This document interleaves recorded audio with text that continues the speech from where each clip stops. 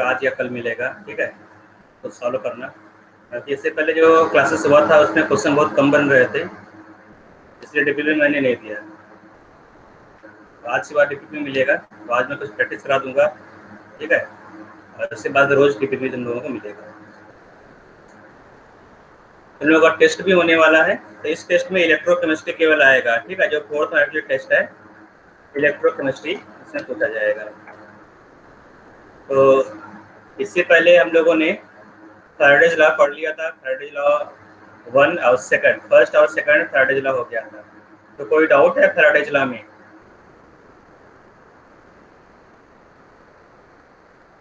Faraday's law में किसी कोई डाउट है तो पूछ सकते हो। No sir. ठीक है, डाउट नहीं है तो आगे बढ़े।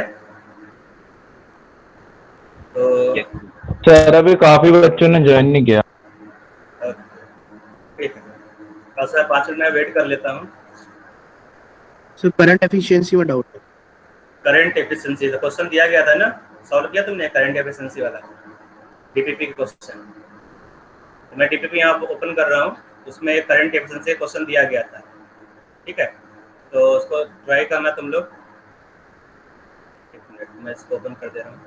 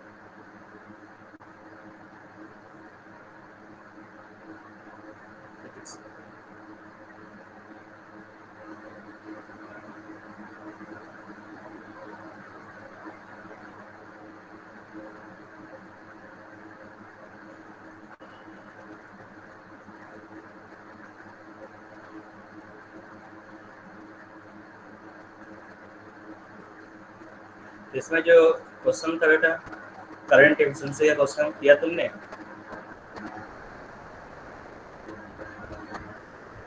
क्वेश्चन दिया गया था करंट एफिशिएंसी। सर जो आपने दिया था, हाँ सर वो किया सर, आंसर नहीं आ रहा। क्वेश्चन 245 ग्राम। सर क्वेश्चन नंबर नहीं पता, मैं क्वेश्चन बोल सकता हूँ। क्वेश्चन दिया था मैंने यहाँ पर। यस सर आपने लिखवाया था एक मिनट, क्वेश्चन तुम बोलो। NaClO4। एक मिनट रुक जाओ।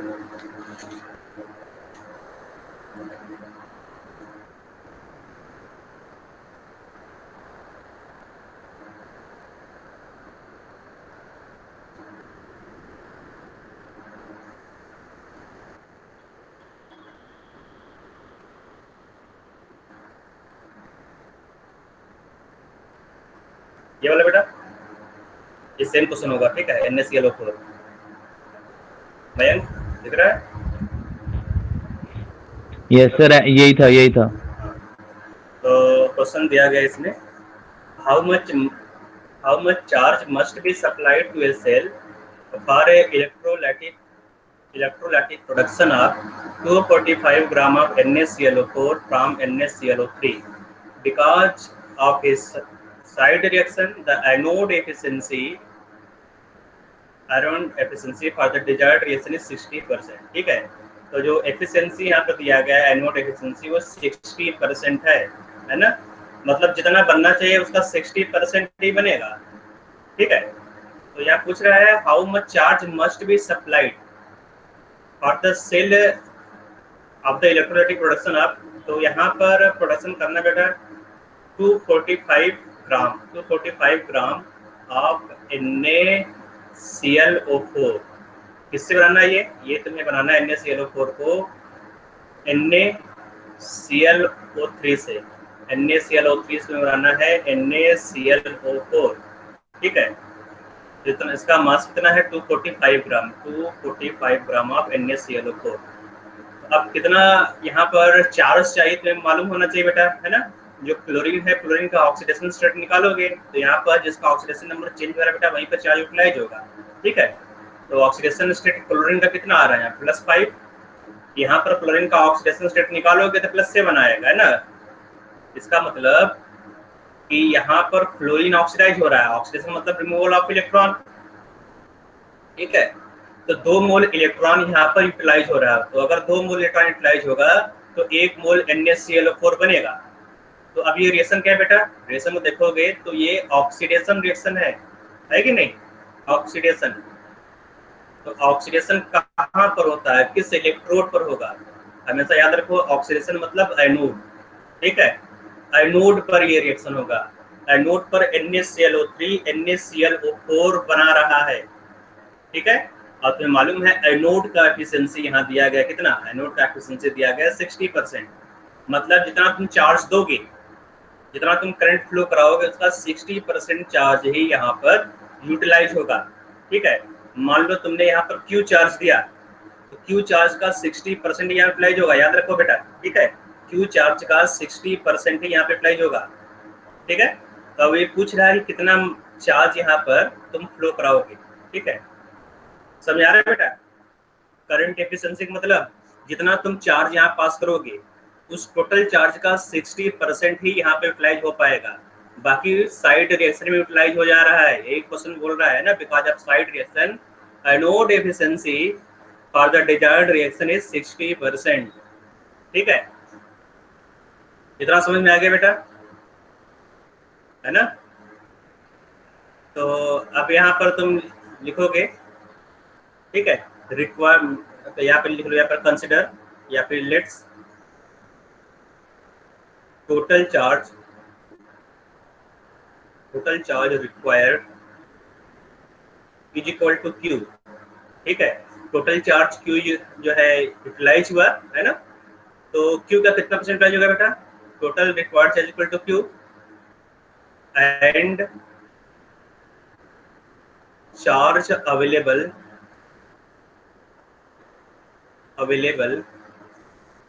Available for the reaction.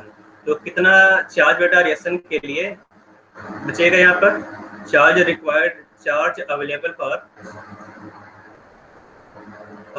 Reaction is equal to total charge का 60% बेटा बचेगा, है ना। जो टोटल चार्ज है उसका 60% ही यूटिलाइज होगा। ठीक है, क्योंकि जो करंट एफिशिएंसी है, करंट एफिशिएंसी 60% है, तो टोटल चार्ज का 60% ही रिएक्शन में यूटिलाइज होगा। ठीक है, तो इतना चार्ज तुम दोगे तो 245 ग्राम NaClO4 डिपोजिट होगा।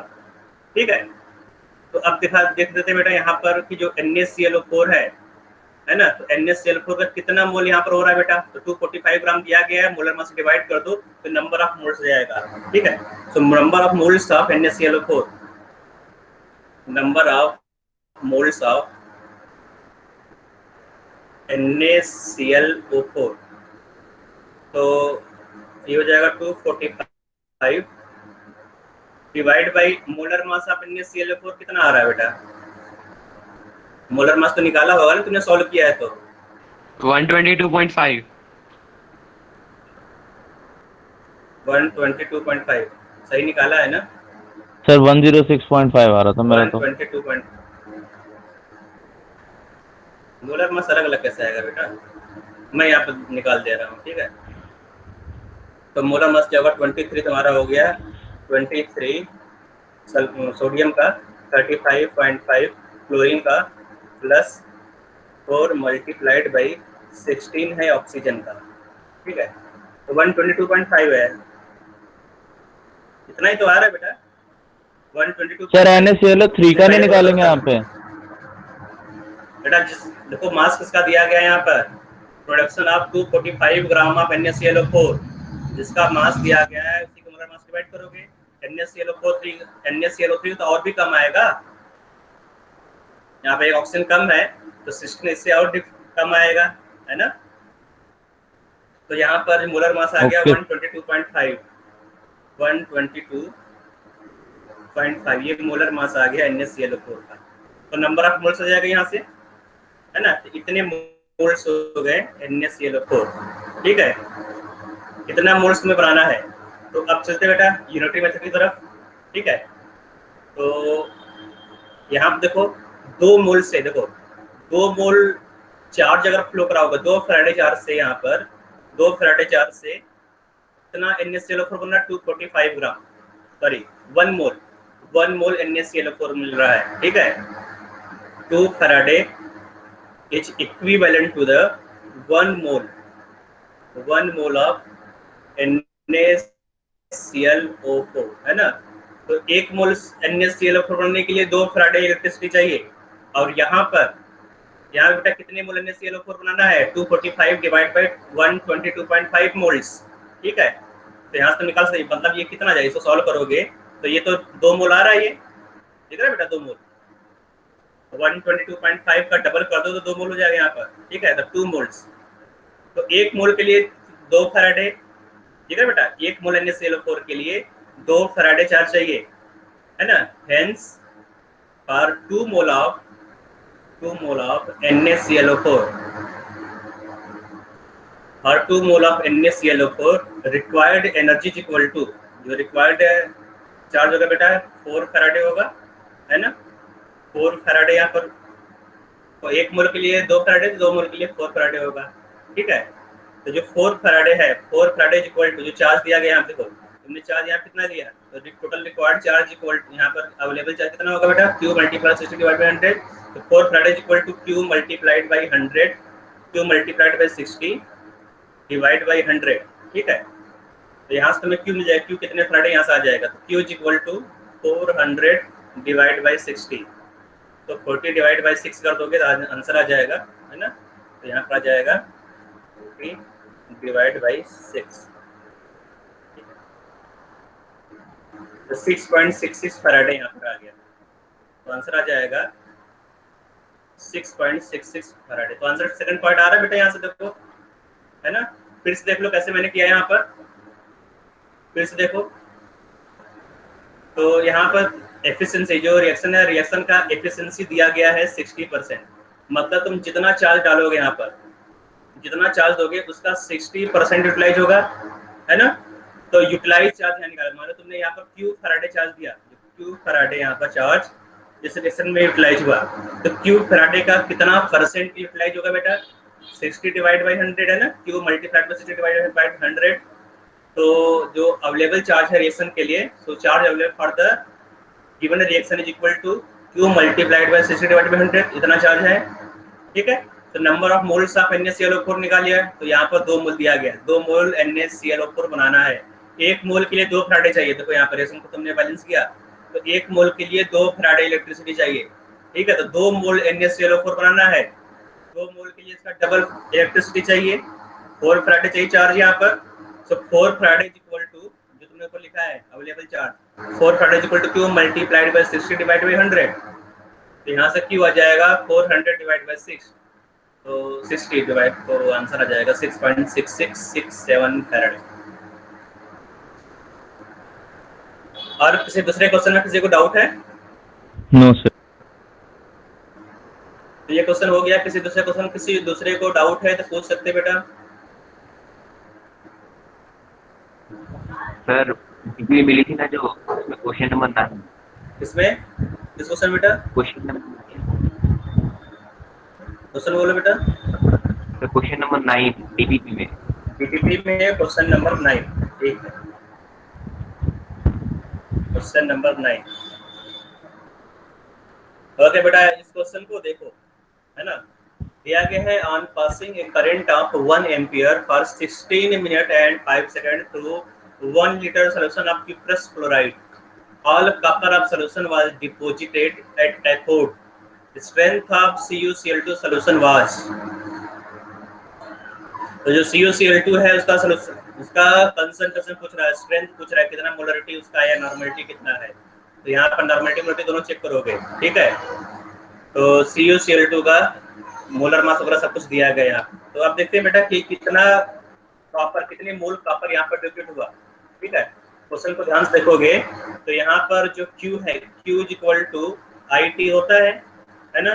तो यहाँ पर एम्पियर दिया गया 1 एम्पियर, करंट दिया गया है 16 मिनट एंड 5 सेकंड, हो जाएगा 16 मिनट 5 सेकंड। तो ये Q इक्वल टू IT, तुमने यहाँ पर टोटल चार्ज निकाल लिया, तो ये चार्ज कितना आएगा बेटा? 950 कूलम।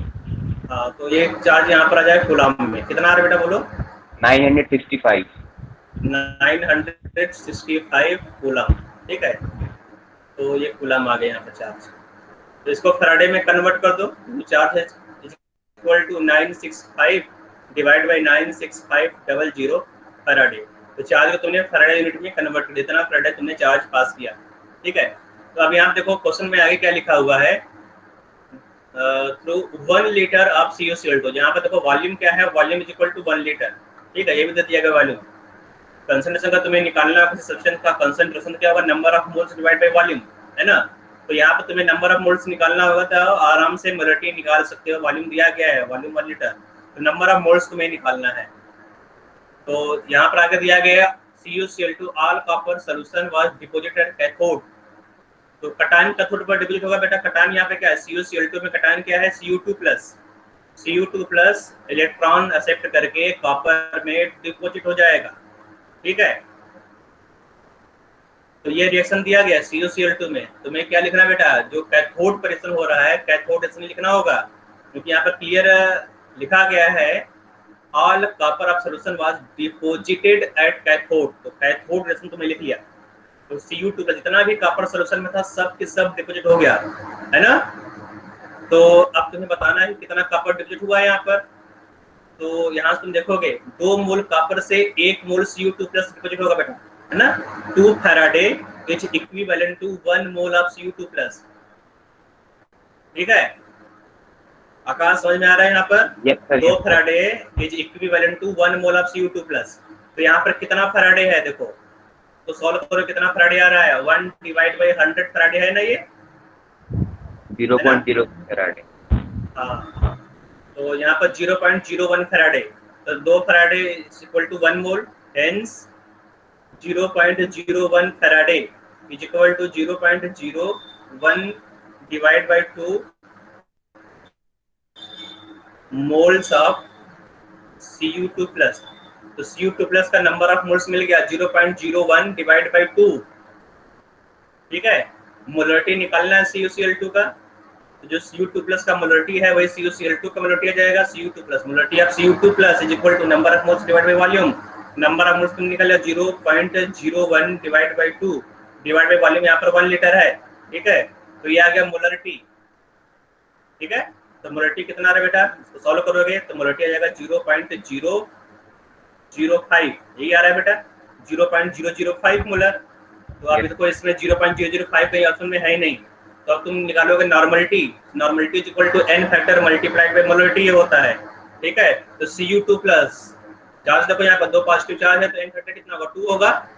तो normality of solution is equal to 2 multiplied by molarity, that is 0.005, ठीक है। तो यहाँ से जाएगा 0.01 मोलर नॉर्मल, नॉर्मल, ठीक है। तो जो सॉल्यूशन है, सॉल्यूशन का नॉर्मलिटी क्या होगा, 0.01 नॉर्मल। तो अब कुछ लोग सोच रहे होंगे यहाँ पर हम लोगों ने नॉर्मलिटी Cu2 प्लस का निकाला। अब देखो बेटा जो Cu2 प्लस है वही तो CuCl2 से आया बेटा, है ना। तो जो नॉर्मलिटी CuCl2 का है वही नॉर्मलिटी Cu2 प्लस का होगा। तुमने यहाँ पर Cu2 प्लस का नॉर्मलिटी निकाला तो वही CuCl2 का नॉर्मलिटी हो जाएगा, आंसर हो जाएगा ए पार्ट। Okay sir. और दूसरा कोई क्वेश्चन? No sir. इसमें तो कोई डाउट नहीं है बेटा बाकी लोगों को? और कोई डाउट किसी को? No sir. विवेक कोई डाउट है? विवेक चौहान कोई डाउट नहीं है? जोई कुमार डाउट नहीं है? ईशान डाउट है तो पूछ सकते हो किसी को भी, ठीक है। राजा नो सर, नो मांगा था, राजा नो सर। तुमने क्वेश्चन मांगा था व्हाट्सएप पर बेटा। अब जो क्वेश्चन होता है टेस्ट का वो मेरे पास नहीं अवेलेबल होता, ठीक है। तो अपने फ्रेंड से कलेक्ट कर लेना उसको, है ना, इसलिए मैंने उसका कोई रिप्लाई नहीं दिया, ठीक है बेटा। सर फ्रेंड्स के पास भी नहीं है, मतलब अपलोड ही नहीं हुआ सर। अपलोड नहीं हुआ मतलब डाउनलोड नहीं कर पाए? ट्यूशन कीज अपलोड नहीं हुआ था, तो मैं सोचा आपके पास होगा क्वेश्चंस, तो इसलिए अच्छा पूछा ठीक है, टेस्ट के क्वेश्चंस। ठीक है, मैं ढूंढता हूँ, ढूंढना पड़ता है उसको, जो ये क्वेश्चन बैंक है ना, क्वेश्चन बैंक में डालकर ढूंढना पड़ता है, तो ढूंढना पड़ेगा मुझे, तो मैं टाइम लेकर बता दूंगा। ठीक है बेटा, तो दो तुमने ठीक है टेस्ट दिया सर। ही नहीं था, दो टेस्ट नहीं दिया था। सर टेस्ट दिया था बस प्रैक्टिस करने के लिए, फिर से अटेम्प्ट करने के लिए चाहिए ठीक था। है, मैं तुमको भेज देता हूँ मैं, ठीक है।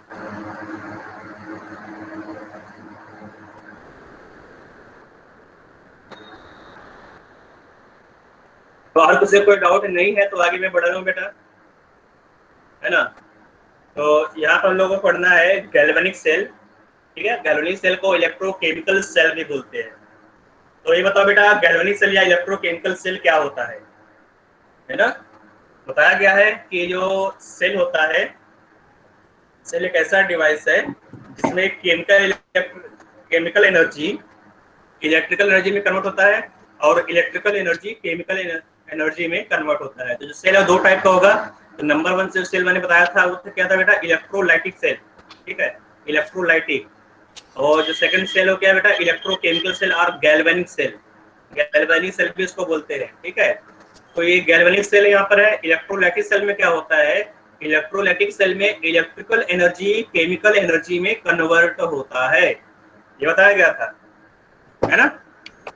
अब इस गैल्वेनिक सेल में क्या होगा बेटा, गैल्वेनिक सेल में उल्टा होगा। गैल्वेनिक सेल में केमिकल एनर्जी, जो केमिकल एनर्जी है उससे तुम्हें इलेक्ट्रिकल एनर्जी मिलेगा। ठीक है, केमिकल एनर्जी से तुम्हें इलेक्ट्रिकल एनर्जी मिलेगा, मतलब बैटरी, है ना, जो तुमने सेल घड़ी में लगाया है, या फिर ना जो सेल होता है बेटा, तुमने देखा होगा बैटरी वगैरह, इन्वर्टर, उसमें जो सेल लगा रहता है वो क्या है, इलेक्ट्रोकेमिकल सेल या गैल्वेनिक सेल है। ठीक है, इस सेल में केमिकल एनर्जी इलेक्ट्रिकल एनर्जी में कन्वर्ट होगा। ठीक बेटा, तो गैल्वेनिक सेल में बहुत सारी चीजें पढ़ना है। तो मोटा मोटी चीज ये मैंने यहाँ पर लिख दिया है। पहला यहाँ पर तुम्हें देखना है कि गैल्वेनिक सेल में कौन सा रिएक्शन होता है। ठीक है, तो यहाँ पर जो रिएक्शन होता है रिडॉक्स रिएक्शन होता है। रिडॉक्शन कितने टाइप का वो लिखा गया है, direct redox reaction, indirect redox reaction. Cell क्या होता है, कैसे सेल बनेगा, वर्किंग सेल का जो डायग्राम कैसा होगा, सेल को आईयूपीएसी रिप्रेजेंटेशन क्या होता है, measurement of electrode potential, delta G और डेल्टा ई में रिलेशन क्या है, property of delta ji delta E, और नर्स्ट इक्वेशन। फाइनली हम लोग क्या पढ़ना है, नर्स्ट इक्वेशन। और फिर इसके बाद नेक्स्ट क्लास में हम लोग देखेंगे प्रॉपर्टी या फिर एप्लीकेशन ऑफ नर्स्ट इक्वेशन की, कैसे कैसे नर्स्ट इक्वेशन को यूटिलाइज करोगे। ठीक है, तो हो सकता है हम लोग नर्स्ट इक्वेशन स्टार्ट कर दें, अगर नहीं हो पाएगा तो हम लोग नेक्स्ट क्लास में करेंगे, है ना।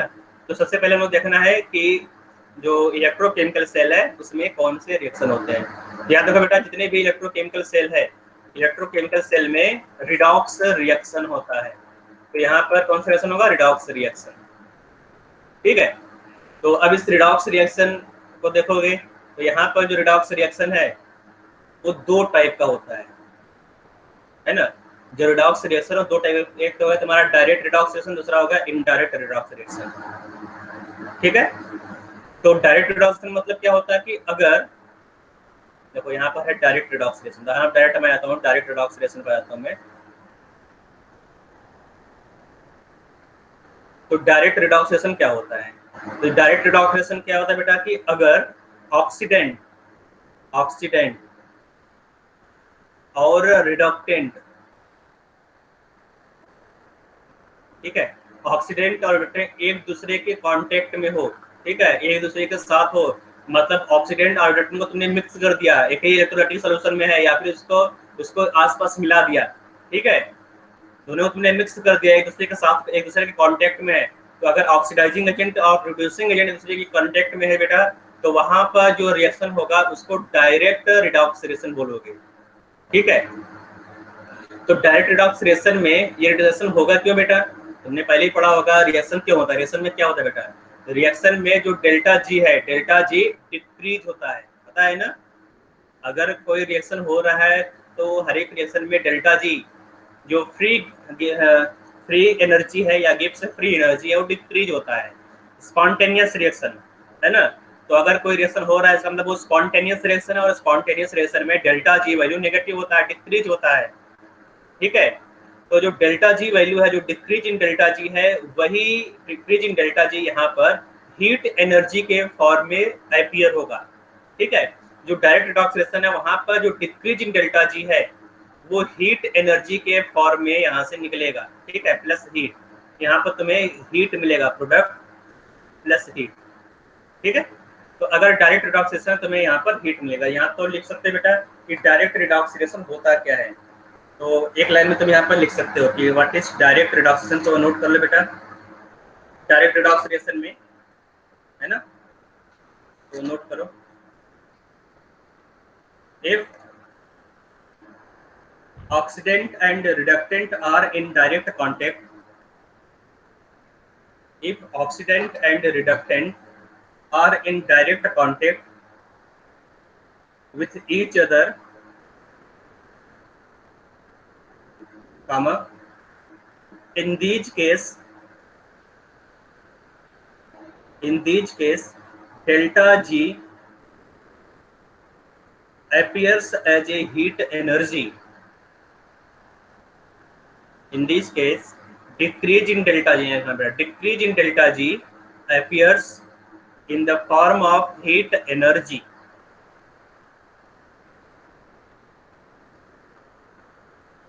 जैसे तुमने यहाँ पर ले लिया Cu2+, इसको तुमने जिंक से रिएक्ट करा दिया, तो Cu2+ जिंक से रिएक्ट करके क्या बनाएगा बेटा, यहाँ पर जो कॉपर है, कॉपर सॉलिड, और जिंक है, जिंक ऑक्सीडाइज हो जाएगा, ठीक है, जिंक 2+ बना लेगा।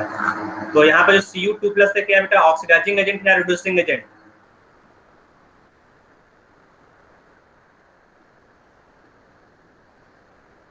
Cu2+ क्या है बेटा? Oxidising agent.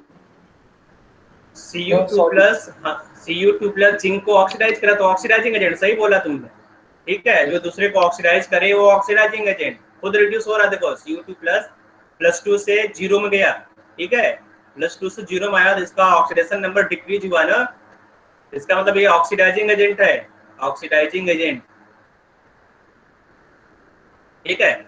और जो जिंक है बेटा, अगर ये ऑक्सीडाइजिंग एजेंट है तो जिंक क्या है बेटा, रिड्यूसिंग एजेंट, ठीक है, तो ये रिड्यूसिंग एजेंट है ना, क्योंकि ये Cu2+ को रिड्यूस कर रहा है, खुद ऑक्सीडाइज हुआ, देखो यहाँ पर जिंक ऑक्सीडेशन नंबर 0 से +2 में चला गया, है ना, तो जिंक ऑक्सीडाइज हो रहा है, कॉपर रिड्यूस हो रहा है, तो ऑक्सीडाइजिंग एजेंट, रिड्यूसिंग एजेंट दोनों एक साथ तुमने यहाँ डाल दिया, तो यहाँ पर क्या होगा, जो डिक्रीज इन डेल्टा जी है, decrease in delta ji that will appear in the form of heat energy, ठीक है, तो ये हीट एनर्जी के फॉर्म में अपीयर होगा, हीट एनर्जी, ठीक है, थोड़ा सा गर्म हो जाएगा तुम्हारा जो रिएक्शन मिक्सर है, हीट निकलेगा, ठीक है।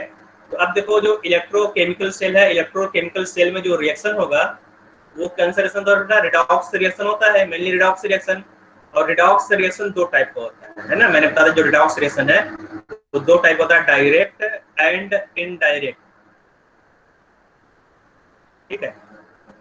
तो ये डायरेक्ट मैंने बता दिया कि डायरेक्ट क्या होता है यहाँ पर, है ना, तो आगे देखेंगे हम लोग इनडायरेक्ट क्या होता है। तो याद रखो बेटा, कोई भी रिएक्शन हो डेल्टा जी क्या होगा, अगर रिडॉक्स रिएक्शन चाहे डायरेक्ट रिडॉक्स रिएक्शन हो चाहे इनडायरेक्ट, डेल्टा जी डिक्रीज होगा, ठीक है। तो डायरेक्ट रिडॉक्स रिएक्शन में ऑक्सीडाइजिंग एजेंट और रिड्यूसिंग एजेंट एक दूसरे के कांटेक्ट में रहते हैं। तो सेकंड हम लोग पढ़ना है यहाँ पर indirect redox reaction.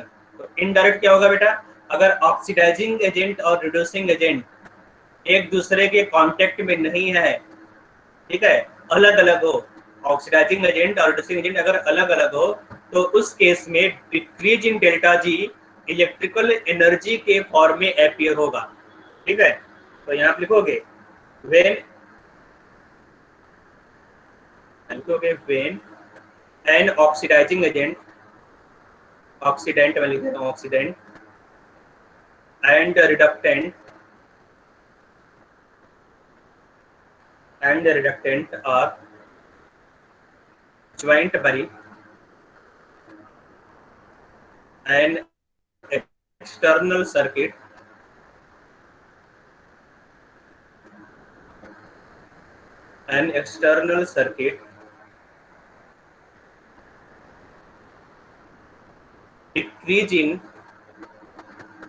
decrease in delta G appears in the form of electrical energy,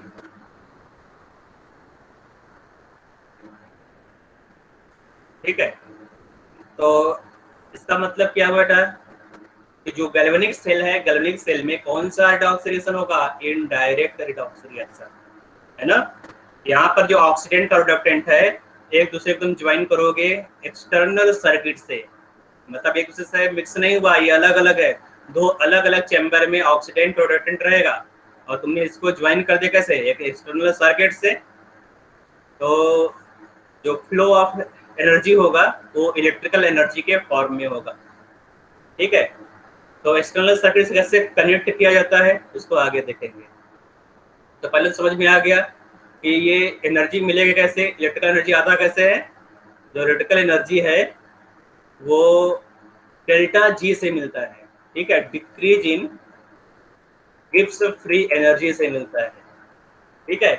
तो जैसे यहाँ पर देखो ये एक वर्किंग सेल है, ठीक है, वर्किंग गैल्वेनिक सेल यहाँ पर दिया गया है। तो इसमें एक दो अलग अलग चैम्बर है। जो फर्स्ट चैम्बर है, फर्स्ट चैम्बर में एक रॉड तुम्हें दिख रहा होगा, ठीक है, ये रॉड तुम्हें दिख रहा होगा, ये वाला, है ना। ये जो रॉड है बेटा जिंक का रॉड यहाँ पर दिया गया है। जिंक रॉड को तुमने जिंक सोल्यूशन में डिप किया, देखो यहाँ पर Zn2+ दिया गया है, ठीक है। जिंक रॉड को जिंक 2+ सोल्यूशन में डिप कर दिया। दूसरे चैम्बर में Cu2+ है, Cu2+ सोल्यूशन यहाँ दिया गया है और इसको कॉपर रॉड, देखो ये कॉपर का रॉड दिया गया है, ठीक है, गोल्डन कलर का कॉपर का रॉड यहाँ पर बनाया गया है।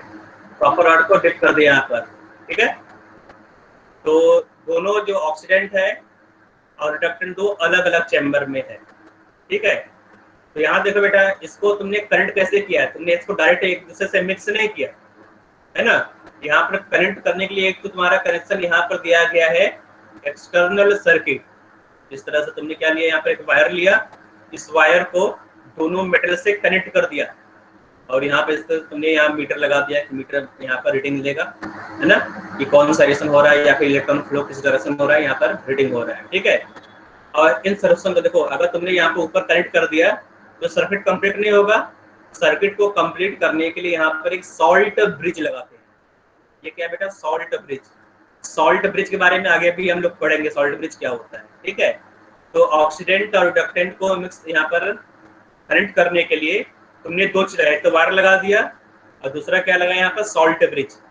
जो सॉल्ट ब्रिज है, सॉल्ट ब्रिज से चार्ज इस सोल्यूशन से सोल्यूशन में आएगा और फिर जो इलेक्ट्रॉन है इस मेटेलिक रॉड से इस तरह से फ्लो होकर यहाँ से यहाँ जाएगा, ठीक है। तो इस तरह से तुम्हारा ये वर्किंग सेल है। जो सॉल्ट ब्रिज है, सॉल्ट ब्रिज में आयंस होते हैं। में जो सॉल्ट ब्रिज दिया गया बेटा, तो सॉल्ट ब्रिज में आयंस होगा, ठीक है। तो जो आयंस यहाँ पर या फिर यहाँ जो आयन होता है बेटा Na+ मान लो होगा या फिर Cl- होगा, तो जो आयन है ये चार्ज को यहाँ से यहाँ पर मूव करेंगे, ठीक है। और यहाँ पर कॉटन प्लग लगाया रहता है, कॉटन प्लग इस तरह लगाया जाता है बेटा ताकि जो यहाँ पर सॉल्ट है सॉल्ट नीचे ना आ पाए। तो जो आयंस बेटा, आयंस का एक जेल बना लेते हैं। जेल को इस ग्लास ट्यूब में भर देते हैं, अच्छे से पैक कर देता है और यहाँ पर कॉटन प्लग लगा दिया। तो कॉटन प्लग से लगाया था ताकि यहाँ पर चार्ज माइग्रेट हो लेकिन आयंस ऊपर से नीचे ना आ पाए। तो आयंस इसके अंदर ही रहेगा, केवल चार्ज का माइग्रेशन होगा, ठीक है। तो ये सॉल्ट ब्रिज है। तो अब देखो यहाँ पे होता क्या है, इस रिएक्शन को देखोगे तुम यहाँ पर, तो जो जिंक है यहाँ देखो तुम्हें मालूम होगा कि अगर इलेक्ट्रोकेमिकल सेल है, इलेक्ट्रोकेमिकल सेल में है ना, लेफ्ट साइड क्या होता है बेटा? लेफ्ट साइड एनोड होता है और एनोड पर क्या होगा? ऑक्सीडेशन रिएक्शन होगा, है ना, और नेगेटिव होगा। एनोड पर लेफ्ट साइड ऑक्सीडेशन होगा, ऑक्सीडेशन मतलब एनोड, और एनोड होगा नेगेटिवली चार्ज, ठीक है। इससे पहले जो इलेक्ट्रोलाइटिक सेल था वहां तुमने क्या लिखा था? लेफ्ट साइड क्या होगा? लेफ्ट साइड ऑक्सीडेशन एनोड, लेकिन वो पॉजिटिव था। लेकिन यहाँ देखो लेफ्ट साइड नेगेटिव, हाँ, अब यहाँ पर है left side oxidation anode negative, ठीक है। तो लोन यहाँ याद रखना, जो गैल्वेनिक सेल में यहाँ पर लोन याद रखना तुम लोग, ठीक है। और इलेक्ट्रोलाइटिक सेल में लोप था तो उसको आप भूल जाओ, ठीक है। तो यहाँ तुम पढ़ रहे हो लोन। तो अब लोन में क्या तुम्हें देखना बेटा? लेफ्ट साइड कौन सा रिएक्शन होगा? ऑक्सीडेशन, ठीक है। तो जो एनोड है, एनोड पर ऑक्सीडेशन होगा। एनोड क्या बेटा? जिंक, है ना, जिंक ऑक्सीडाइज होगा। तो जब जिंक ऑक्सीडाइज होगा बेटा तो जिंक क्या बनाएगा? Zn2+ बनाएगा, 2 इलेक्ट्रॉन यहाँ से रिमूव होगा, ठीक है।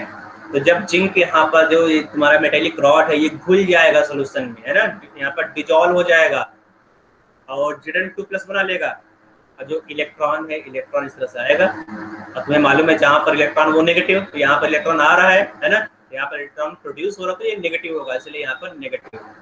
ठीक है, तो तुम्हें मालूम चलेगा बेटा एनोड नेगेटिव क्यों होता है, क्योंकि एनोड पर ऑक्सीडेशन होगा, ऑक्सीडेशन मतलब removal of electron, removal of electron means negative charge, negative यहाँ पर हो जाएगा। ठीक है, तो ये चार्ज इस तरह से आगे फ्लो होगा।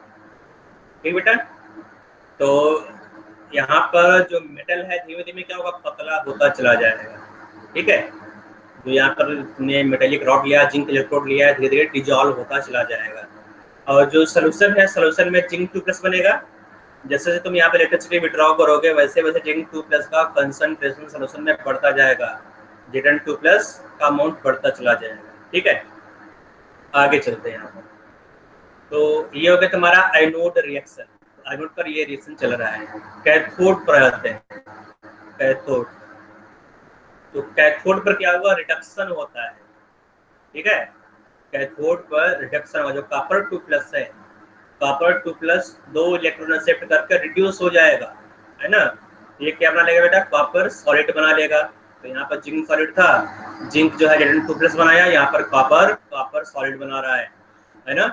तो यहाँ पर देखोगे कैथोड पर इलेक्ट्रॉन कंज्यूम हो रहा है, कैथोड क्या कर रहा है, इलेक्ट्रॉन को कंज्यूम कर रहा है। यहाँ पे जो इलेक्ट्रॉन डेंसिटी है वो कम होगा। ठीक है, ये इलेक्ट्रॉन को कंज्यूम कर मतलब क्या होगा, positive charge, deficiency of electron means positive charge, इसलिए यहाँ पर जो कैथोड है, कैथोड पॉजिटिवली चार्ज होगा। ठीक है, तो बैटरी में anode negative charge, cathode positive charge होता है, पॉजिटिवली चार्ज होता है, याद रखना, है ना। तो ये एनोड रिएक्शन हो गया, ये कैथोड रिएक्शन हो गया। तो दोनों इस सेल में दो अलग अलग रिएक्शन होगा, एनोड पर ये वाला रिएक्शन होगा और कैथोड पर ये वाला रिएक्शन होगा। ठीक है, तो इन दोनों रिएक्शन को बोलते हैं हाफ रिएक्शन। ये दोनों रिएक्शन क्या होगा बेटा, हाफ रिएक्शन है, ये भी हाफ रिएक्शन है, ये भी हाफ रिएक्शन है।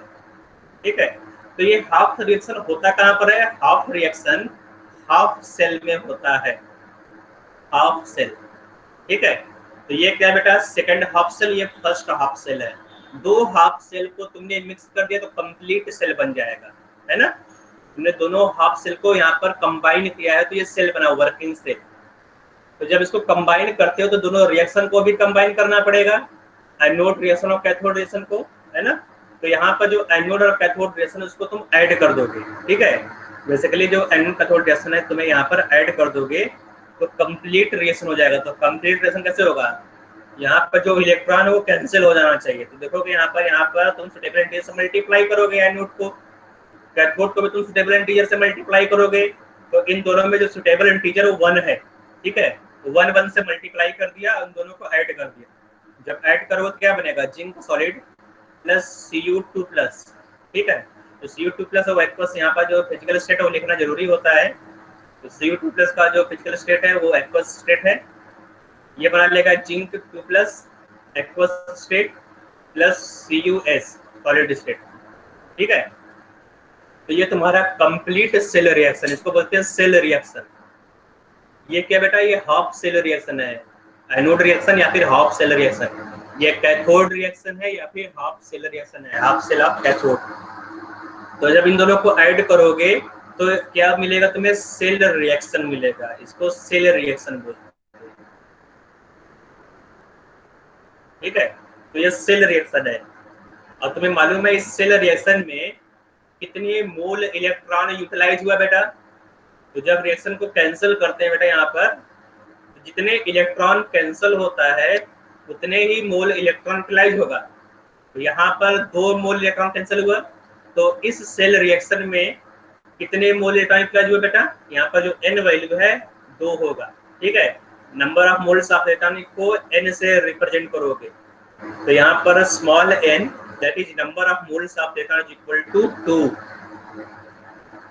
ठीक बेटा, तो ये तुम्हारा हो गया वर्किंग सेल।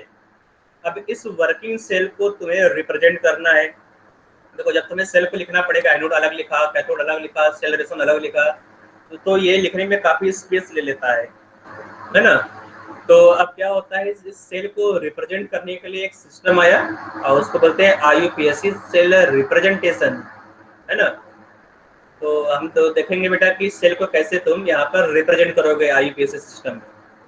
तो बहुत आसान होता है सिस्टम में सेल को रिप्रेजेंट करना। तो देखो बेटा कैसे रिप्रेजेंट करोगे। तो जब भी सेल होता है बेटा, जो सेल होता है, सेल में एक होता है ऑक्सीडेशन रिएक्शन, दूसरा होता है रिडक्शन हाफ रिएक्शन, ठीक है।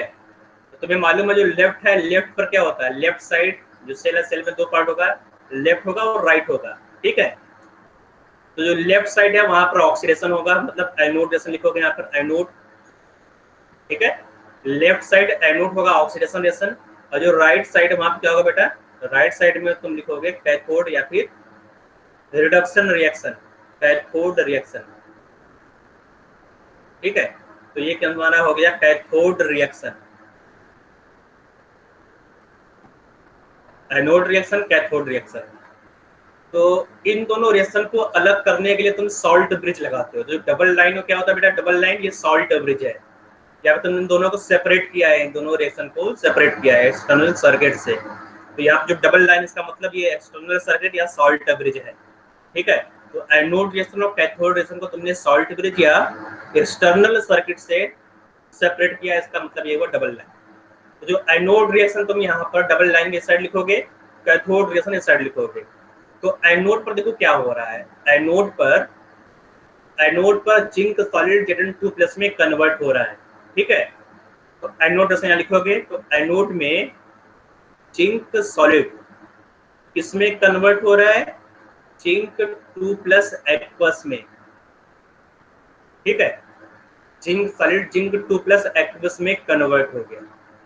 तो ये तुम्हारा हो गया एनोड रिएक्शन, ठीक है। आ जाते हैं कैथोड पर। कैथोड में क्या हो रहा है, कैथोड में Cu2+ Cu में कन्वर्ट हो रहा है, कॉपर में कन्वर्ट हो रहा है। तो कैथोड पर Cu2+ एक्वस किसमें कन्वर्ट हो रहा है बेटा, कॉपर में कन्वर्ट हो रहा है, ठीक है। तो इस तरह तुमने लिख लिया बेटा। जब इसका सेल रिप्रेजेंटेशन लिखते हैं तो वहां पर फिजिकल स्टेट लिखना जरूरी होता है। जो कटायन आयन या मेटल्स है उसका फिजिकल स्टेट लिखोगे। जो कटायंस यहाँ पर है, एक्वस एक्वस लिख दिया, है ना। कोई गैस है तो गैस स्टेट लिखना पड़ेगा, जी लिखोगे स्मॉल जी। कोई सॉलिड है तो वहां पर एस लिखना पड़ेगा, ठीक है। साथ में जो एक्वस सोल्यूशन है उसका मोलरिटी भी लिखा जाता है। तो जो एक्वस स्टेट है, जहां जहां पर एक्वस होगा वहां पर उसका मोलरिटी भी लिखोगे, ठीक है। तो यहाँ पर जिंक 2+ का मोलरिटी M1 है, कॉपर 2+ का मोलरिटी M2 है, तुमने लिख दिया, ठीक है। तो ये तुम्हारा हो गया सेल रिप्रेजेंटेशन। कभी कभी क्या होता है कि सेल में इनर्ट इलेक्ट्रोड भी लगा रहता है ना। जैसे यहाँ पर तो कोई इनर्ट इलेक्ट्रोड है नहीं, तुम देखोगे यहाँ पर कॉपर डिपॉजिट हो रहा है, जिंक डिजॉल्व हो रहा है, इसका मतलब दोनों ही इलेक्ट्रोड एक्टिव इलेक्ट्रोड है। यहाँ चाहे कैथोड को ले लो चाहे एनोड कर ले लो, दोनों ही एक्टिव इलेक्ट्रोड है। यहाँ पर कोई भी इनर्ट इलेक्ट्रोड नहीं है।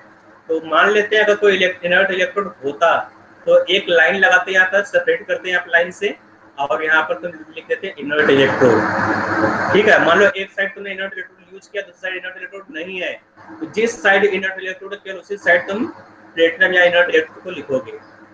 अगर दोनों साइड इनर्ट इलेक्ट्रोड यूज किया गया तो दोनों साइड तुम इनर्ट इलेक्ट्रोड लगा दोगे, प्लेटिनम, ठीक है। लेकिन यहाँ पर कोई इनर्ट इलेक्ट्रोड है नहीं तो यहाँ पर हटा दोगे, ठीक है। तो ये तुम्हारा है सेल रिप्रेजेंटेशन।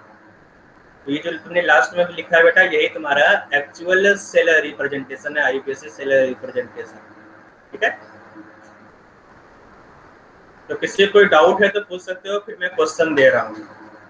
सेल रिप्रेजेंटेशन का मैं कुछ क्वेश्चन तुम लोगों से करवा देता हूँ। सर वो M1 इनके मोल्स हैं? नहीं, M1 मोलरिटी बेटा, कंसंट्रेशन है। ओके जो एक्वस सॉल्यूशन होगा, एक्वस सॉल्यूशन का कंसंट्रेशन लिखा जाता है, ठीक है। तो एक्वस सॉल्यूशन का कंसंट्रेशन यहाँ पर लिखोगे। चलो देखते हैं बेटा, क्वेश्चन को देख लेते हैं यहाँ पर।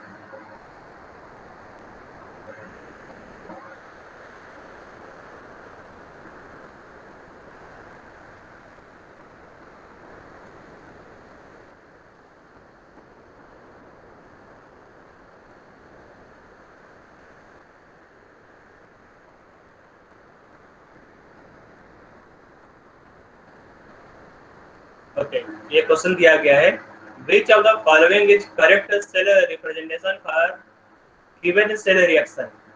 ठीक है, इस तरह क्वेश्चन दिया रहेगा एग्जाम में, सेल रिएक्शन बना देगा, कंप्लीट सेल रिएक्शन, अब पूछेगा कि इसमें से कौन सा करेक्ट सेल रिप्रेजेंटेशन है। ठीक बेटा, तो इसको मैं करके बता रहा हूँ। तो जब भी बेटा इस तरह से बनाया गया हो, ठीक है, इस तरह से क्वेश्चन दिया गया हो, तो वहां पर हमें पहले क्या लिखना पड़ेगा, सेल रिएक्शन बनाना पड़ेगा। ठीक है, जो सेल रिएक्शन है उसको लिखना पड़ेगा यहाँ पर।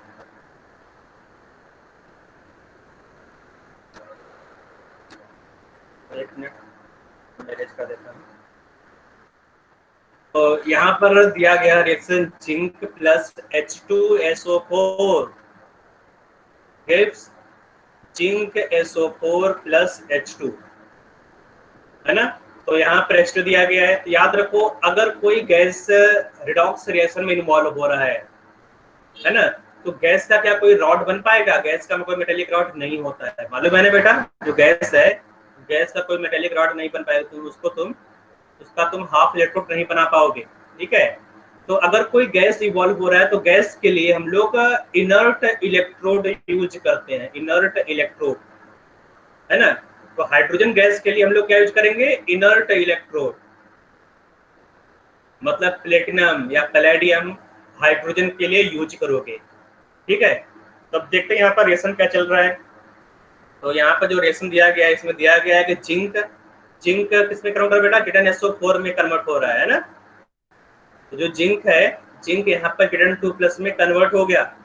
जिंक यहाँ 0 था, Zn2+ में। अब यहाँ पर देखो हाइड्रोजन, यहाँ पर नेक्स्ट यहाँ पर H2SO4 है। H2SO4 क्या प्रोड्यूस करेगा बेटा, H+ प्रोड्यूस करेगा, H+ हाइड्रोजन में कन्वर्ट हो गया। मतलब हाइड्रोजन का जो ऑक्सीडेशन स्टेट है +1 से 0 चला गया। +1 से 0 मतलब क्या हुआ, रिडक्शन।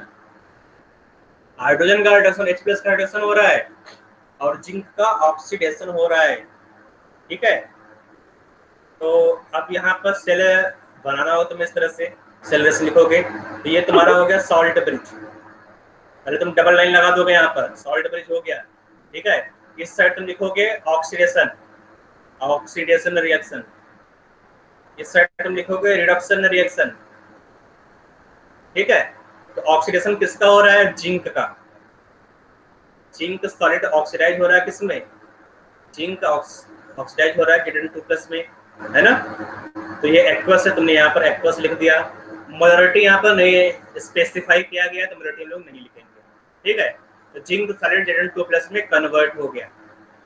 और जिंक के लिए कोई इनर्ट इलेक्ट्रोड नहीं रहेगा, क्योंकि जिंक खुद एक मेटल है, जिसका तुम मेटल यहाँ पर तुम इनर्ट इलेक्ट्रोड नहीं लगाओगे। रिडक्शन बनाते हैं बेटा, रिडक्शन किसका हो रहा है, रिडक्शन हो रहा है H+ का, है ना। जो H+ है किसमें कन्वर्ट हो रहा है बेटा, H+ कन्वर्ट हो रहा है H2 में। ठीक है, H2 में H+ कन्वर्ट हो रहा है H2 में। और तुमने यहाँ पर प्लेट कौन सा लगाया, यहाँ पर इनर्ट प्लेट है, यहाँ पर इनर्ट इलेक्ट्रोड है प्लेटिनम। ठीक है, ऐसे यहाँ पर देना चाहिए कि कौन सा इनर्ट इलेक्ट्रोड है। तो यहाँ पर तुम्हें मालूम है कि इनर्ट इलेक्ट्रोड जनरली हम लोग प्लेटिनम यूज करते हैं, तो ये प्लेटिनम हो जाएगा। तो अब देखोगे यहाँ पर, है ना, तो यहाँ पे जो सेकंड पार्ट है वो करेक्ट है, क्योंकि यहाँ पर इनर्ट इलेक्ट्रोड प्लेटिनम दिया गया है। ठीक है, कहीं बेटा यहाँ पर जो स्लैश लाइन दिया गया है ना, यहाँ पर कामा भी लिखा जाता है, तो यहाँ से कामा दे दिया गया, लाइन ना बनाकर यहाँ पर कामा दे दिया गया। सर फर्स्ट ऑप्शन भी तो करेक्ट हो सकता है। प्लेटिनम नहीं है ना बेटा वहाँ पे इनर्ट इलेक्ट्रोड, तो सर हमें क्वेश्चन में भी तो गिवन नहीं है वो। Yes sir given. हाँ, तो देखो बेटा दिया रहता है, यहाँ पर दिया नहीं है, क्वेश्चन में दिया रहता है इनर्ट इलेक्ट्रोड। तुम्हें मालूम होना चाहिए बेटा कि जब भी कोई गैस होता है, गैस इलेक्ट्रोड अगर होता है कहीं पर, तो वहां पर जरूर इनर्ट इलेक्ट्रोड होता है, याद रखना। आगे मैं बताऊंगा construction of cell, inert electrode कैसे बनाओगे या फिर हाइड्रोजन इलेक्ट्रोड बनता कैसे है, इसको बताया जाएगा, तुम्हें मालूम चल जाएगा। तो याद रखो फिलहाल के लिए, जहां पर भी गैस कोई इवॉल्व होता है वहां पर इनर्ट इलेक्ट्रोड जरूर होता है। ठीक है, और इनर्ट इलेक्ट्रोड में हाँ, तो जो रिएक्शन बेटा वहाँ पे स्लैश लगा, कभी कभी कामा लगा देते हैं। ठीक है, कहीं कहीं पे कामा लगा रहे हैं, कहीं कहीं पे इस तरह से लाइन बना रहेगा, कोई प्रॉब्लम नहीं। ठीक है, आगे चलते हैं, नेक्स्ट रिएक्शन में चलते हैं, यहाँ पे नेक्स्ट क्वेश्चन चलते हैं।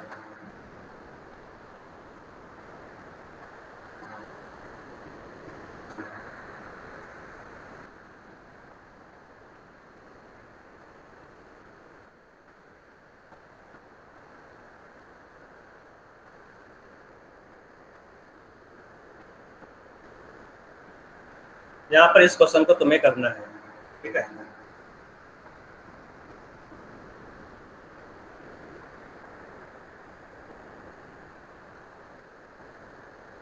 तो देखो यहाँ पर HCl H2 से रिएक्ट करके HCl और सिल्वर बना रहा है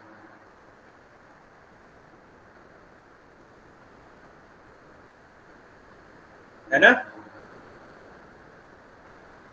अब यहाँ पे बताना है कि कौन सा रिएक्शन होगा यहाँ पर। यहाँ पे लिख लो इस तरह से, रिएक्शन को आराम से समझ में आ रहा होगा, है ना। Twice AgCl solid plus H2 gives twice HCl aqueous plus twice Ag solid, ठीक है। तो अब यहाँ पर बेटा थोड़ा सा ट्रिकी क्वेश्चन ये है, इसको नहीं बताना था, ठीक है। अगर आ गया तो देख लेते हैं फिलहाल के लिए, इसको मैं दोबारा बताऊंगा। ये जो इलेक्ट्रोड तुमने बनाया है यहाँ पर सिल्वर इलेक्ट्रोड, ये नॉर्मल इलेक्ट्रोड नहीं है, ठीक है। इसको मेटल इनसॉल्युबल इलेक्ट्रोड बोलते हैं। इसको बाद में मैं बता दूंगा कि क्या होता है ये। तो फिलहाल के देखो यहाँ पे जो सिल्वर है वो प्लस में है, Ag प्लस यहाँ पर Ag में कन्वर्ट हो रहा है, ठीक है। जो Ag प्लस है वो Ag में कन्वर्ट हो रहा है, ठीक है। और जो हाइड्रोजन H2 H प्लस बना रहा है, तो यहाँ पे सॉल्ट ब्रिज हो गया। सॉल्ट ब्रिज में पहले क्या लिखोगे, ऑक्सीडेशन ही हो रहा है H2 का, ठीक है। जो H2 यहाँ पर है H2 है ना, H2 H प्लस बना रहा है। H प्लस तुम्हें किससे मिलेगा बेटा, HCl से। H2 HCl तुम लिख दो, H2 HCl से मिल रहा है। तो जो HCl तो मोलरिटी लिख दो, या फिर H प्लस का मोलरिटी। तो यहाँ पे देखो जो HCl है, HCl का मोलरिटी दिया गया 1 मोलर HCl एक्वस, ठीक है। तो H प्लस HCl यहाँ पे उसका मोलरिटी दो। जो हाइड्रोजन गैस यहाँ पर निकल रहा है उसका प्रेशर भी लिखा गया, तो यहाँ तुम प्रेशर लिख सकते हो बेटा, हाइड्रोजन गैस इसका प्रेशर, जो पार्शियल प्रेशर है तुम यहाँ पर प्रेशर भी ब्रैकेट लिख सकते हो बेटा। अब ये गैस बेटा, गैस है, यहाँ पर गैस निकल रहा है, तो गैस कब निकलेगा, जब प्लेटिनम इलेक्ट्रोड इनर्ट इलेक्ट्रोड हो। तो यहाँ पर तुमने प्लेटिनम इनर्ट इलेक्ट्रोड लगा दिया, तो ये होगा तुम्हारा ऑक्सीडेशन। रिडक्शन बजाओ, रिडक्शन किसका हो रहा है, रिडक्शन हो रहा है सिल्वर का, ठीक है।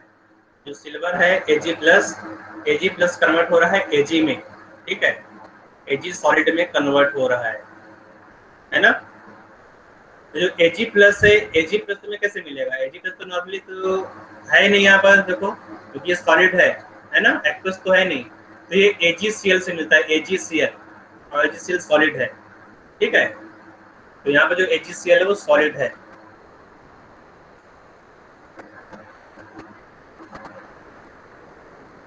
तो यहाँ पर कौन सा ऑप्शन करेक्ट होगा, तो यहाँ देखो फर्स्ट पार्ट में प्लेटिनम 1 बार दिया गया प्रेशर कंसेंट्रेशन, ये तो सही है, ये तो सब में सेम दिया गया। फर्स्ट वाला H2 गैस 1 बार 1 मोलर HCl सब में दिया है। जो यहाँ पर आओ बेटा, है ना, इस साइड AgCl सॉलिड AgS दिया गया है, तो AgS सॉलिड AgS, और यहाँ पर भी वही सेम चीज दिया गया है। तो ए और फर्स्ट और थर्ड में कोई डिफरेंस है सर फर्स्ट में KCl लिखा है। सर उसमें अच्छा, इसमें KCl दे दिया, KCl तो है नहीं यहाँ पर, ठीक है। तो यहाँ पर नहीं होगा, तो यहाँ पर AgCl सॉलिड AgS सॉलिड यहाँ पर, तो थर्ड पार्ट यहाँ पर दिया गया है, तो आंसर यहाँ पर थर्ड होगा, ठीक है। क्योंकि फर्स्ट में यहाँ KCl इसमें दिया गया है। इलेक्ट्रोड चाहे लेफ्ट में लिखे राइट में लिखे फर्क नहीं पड़ता। कौन सा electrode, inert sir electrode. Platinum platinum electrode बेटा, जो इलेक्ट्रोड मान लो ऑक्सीडेशन अगर है, ऑक्सीडेशन रिएक्शन, तो सबसे लास्ट में लिखोगे, जो एक्सट्रीमम होता है वहां पे लिखोगे। अगर एनोड है तो पर यहाँ पे लास्ट में लिखोगे, है ना, पहले लिखोगे। और कैथोड अगर है तो वहां पर लास्ट में लिखोगे। लास्ट में लिखा था इनर्ट इलेक्ट्रोड को, है ना।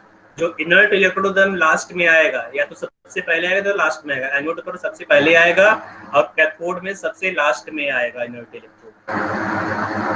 Okay sir. नेक्स्ट क्वेश्चन, इसको बेटा दोबारा मैं बताऊंगा। मेटल इनसॉल्युबल इनर्ट इलेक्ट्रोड, ये जो है बेटा स्पेशल टाइप का इलेक्ट्रोड है, इसको मैं बताऊंगा आगे। नेक्स्ट क्वेश्चन,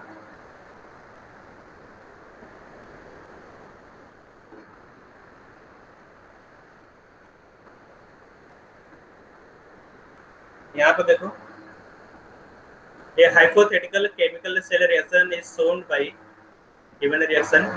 EMF दिया गया, EMF कोई मतलब नहीं है, यहाँ पर बताना है कि कौन सा रिएक्शन होगा, ठीक है।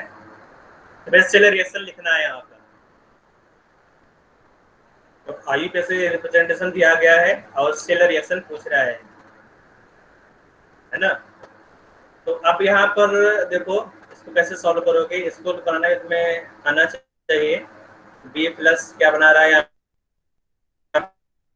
पर, बी बना रहा है, ठीक है, सॉलिड डी होगा, ए भी सॉलिड होगा। तो ये तुम्हारा हो गया ऑक्सीडेशन, ये हो गया रिडक्शन। तो एनोड पर ऑक्सीडेशन, आप कैथोड पर रिडक्शन लिखोगे, है ना। तो ऑक्सीडेशन सबसे पहले लिखोगे, तो जो ए है वो ऑक्सीडाइज हो रहा है ए प्लस में, जब ऑक्सीडाइज होता है क्या करना निकलेगा, जो कैथोड है बी प्लस, ये ए का सेट करके बी बना लेगा, ठीक है। इन दोनों को ऐड कर दोगे तो सॉल्यूशन मिलेगा A plus plus A cation mono cation plus B solid, ठीक है। ये तुम्हारा हो जाएगा सेल रिएक्शन फोर्थ पार्ट।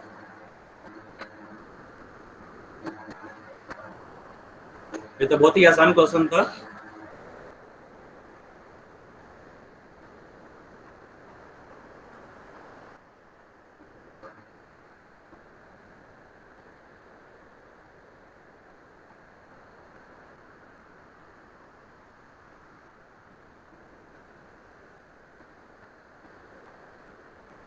ये तो हो गया, अभी कुछ देर पहले किया था, ओके।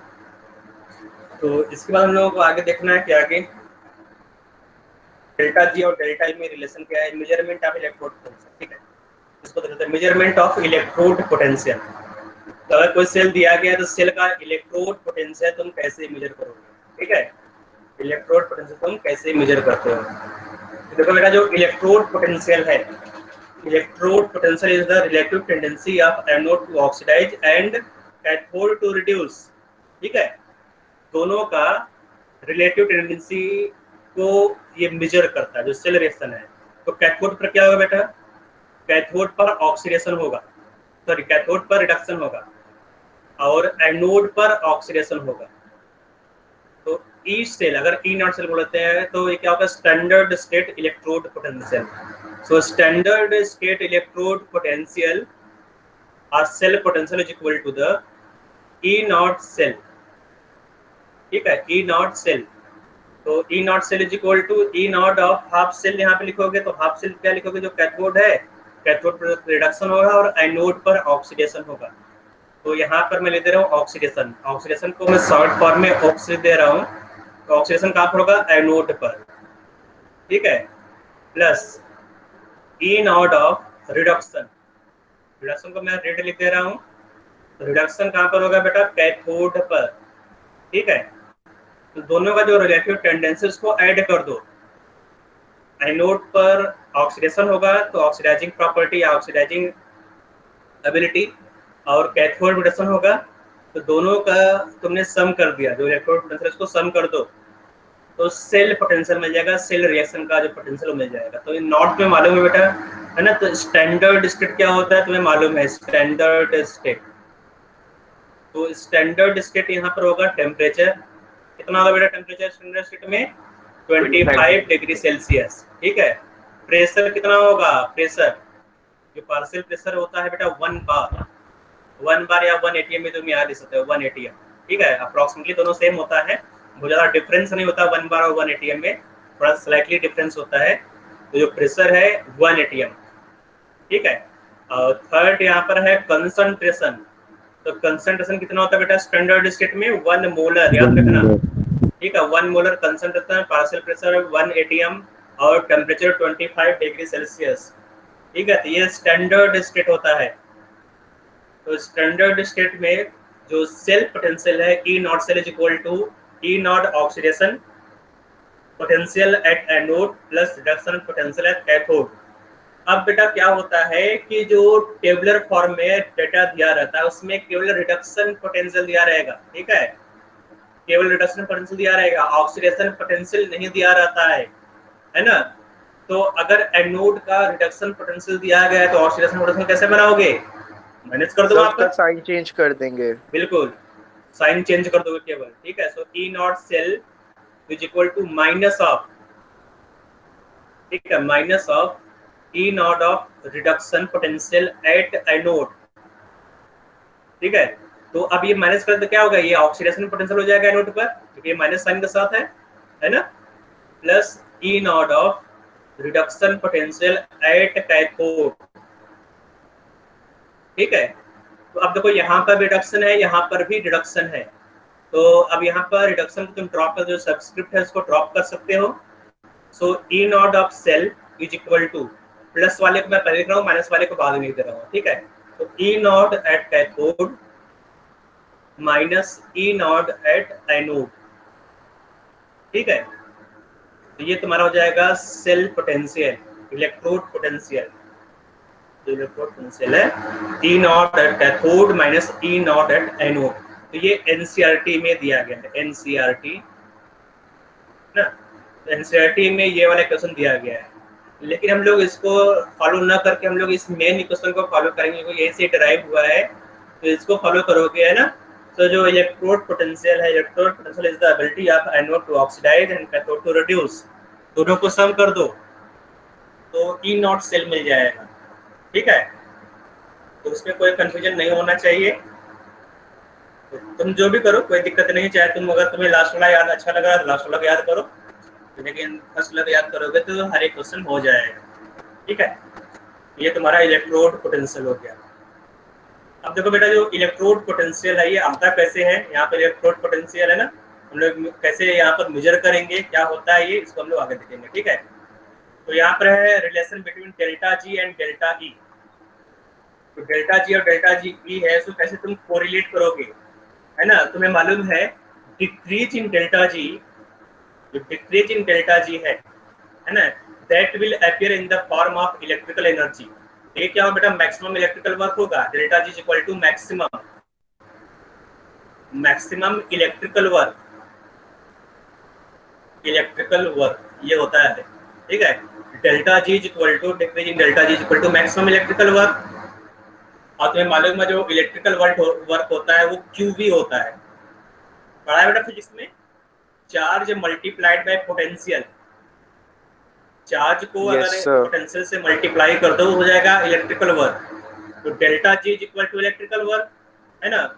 तो delta G is equal to, charge यहाँ पर आ रहा है बेटा, किसी रिएक्शन में जो चार्ज होगा उस चार्ज क्या लिखोगे, क्यू, और जो इलेक्ट्रोड पोटेंशियल है यहाँ पे क्या लिख दिया, ई, है ना। तो decrease in delta ji that will appear in the form of maximum electrical work, है ना।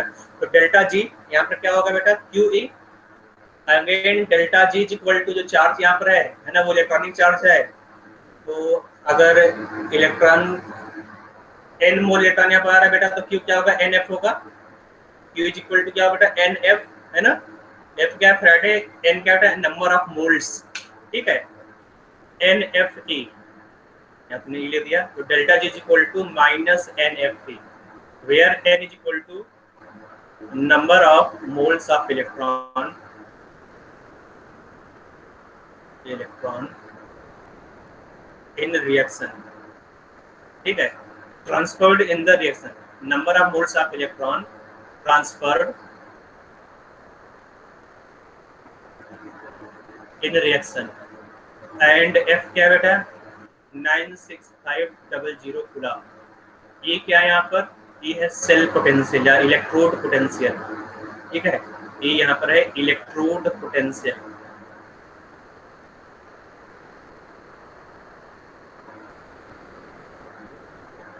ये तुम्हारा है डेल्टा जी और डेल्टा ई में रिलेशन। तो जो डिक्रीज इन डेल्टा जी है वही इलेक्ट्रिकल एनर्जी के फॉर्म में यहाँ पर अपीयर होगा, है ना। तो अगर तुम्हें डेल्टा जी तुमने मेजर कर लिया, तुम्हें थर्मोडायनामिक्स मालूम है तो डेल्टा जी कैसे मेजर किया था, डेल्टा जी तुमने निकाल लिया, तो डेल्टा जी को एनएफटी के इक्विवेलेंट कर दो, तो यहाँ से तुम इलेक्ट्रिकल एनर्जी निकालते हो, यहाँ से तुम इलेक्ट्रोड पोटेंशियल को मेजर कर सकते हो, ठीक है। तो delta G equal to minus NFT. अगर मान लो स्टैंडर्ड स्टेट में दिया गया हो तो वहाँ पे क्या लगा दो, नॉट लगाते हो, तो delta G naught equal to क्या हो जाएगा, माइनस NFE नॉट हो जाएगा, है ना।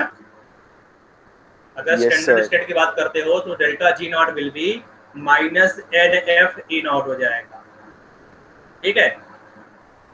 इसके बाद हम लोग को देखना है property of delta ji and sir एक सेकंड ऊपर का दिखाना। बस इतना या और ऊपर, ये तो हो गया। बस सर।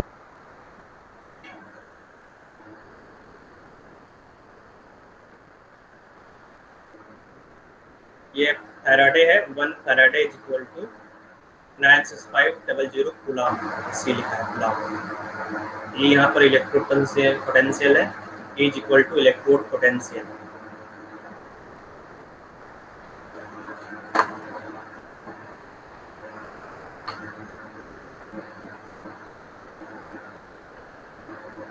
सर थोड़ा और ऊपर, बस sir.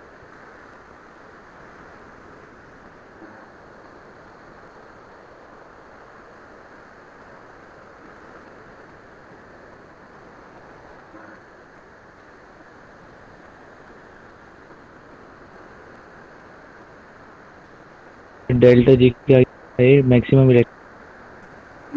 Electrical work. Delta G Gibbs energy होता है, तो इस रिएक्शन में मैक्सिमम इलेक्ट्रिकल वर्क होगा, है ना। Delta G equal to maximum electrical work.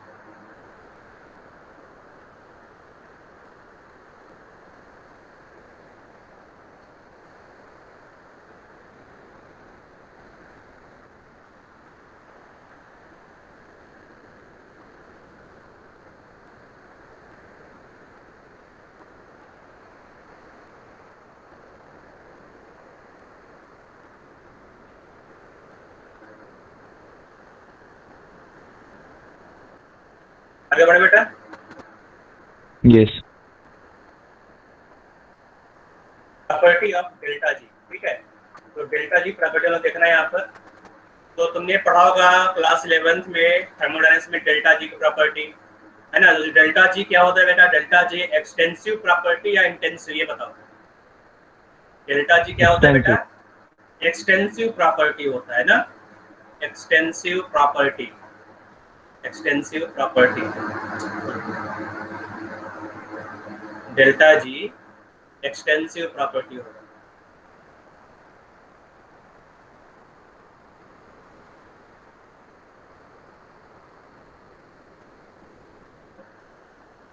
ठीक है, तो इसमें जो प्रॉपर्टी हम लोग 1 बाय 1 देखेंगे। पहला जो प्रॉपर्टी है, अगर मान लो कोई रिएक्शन दिया गया है, A gives A2 plus 2 electron, ठीक है। तो ये कौन सा रिएक्शन बेटा? ये ऑक्सीडेशन रिएक्शन चल रहा है ना। जो A है वो ऑक्सीडाइज हो रहा है। आवाज सुनाई दे रहा है सबको ना? Yes sir. ओके, तो A यहाँ पर ऑक्सीडाइज हो रहा है, 2 इलेक्ट्रॉन यहाँ पर निकल रहा है बेटा। तो अगर यहाँ पर डेल्टा जी दिया गया है, delta G of this reaction is equal to x, ठीक है। और इस रिएक्शन को तुमने रिवर्स कर दिया, उल्टा कर दिया, ठीक है। अगर रिएक्शन तुम उल्टा करते हो, मान लो तुमने ये रिएक्शन दिया A2 प्लस 2 इलेक्ट्रॉन लिख दिया, ठीक है। तो यहाँ पर क्या बनेगा? A, है ना। रिएक्शन तुमने जस्ट रिवर्स कर दिया। अगर रिएक्शन को रिवर्स करोगे तो डेल्टा जी भी क्या होगा? उल्टा हो जाएगा, -x, है ना। ये फर्स्ट प्रॉपर्टी है। तो अगर तुम डेल्टा जी को रिएक्शन को रिवर्स करोगे तो डेल्टा जी भी क्या होगा? उल्टा हो जाएगा, रिवर्स हो जाएगा। तुमने पढ़ा होगा नंबर 1 प्रॉपर्टी, है ना। नंबर 2 सेकंड प्रॉपर्टी में आते हैं, ठीक है। सेकंड प्रॉपर्टी ऊपर तुमने रिएक्शन लिखा है, इसमें मैं दोबारा लिख रहा हूँ। A प्लस A गिव्स, जो A है, A गिव्स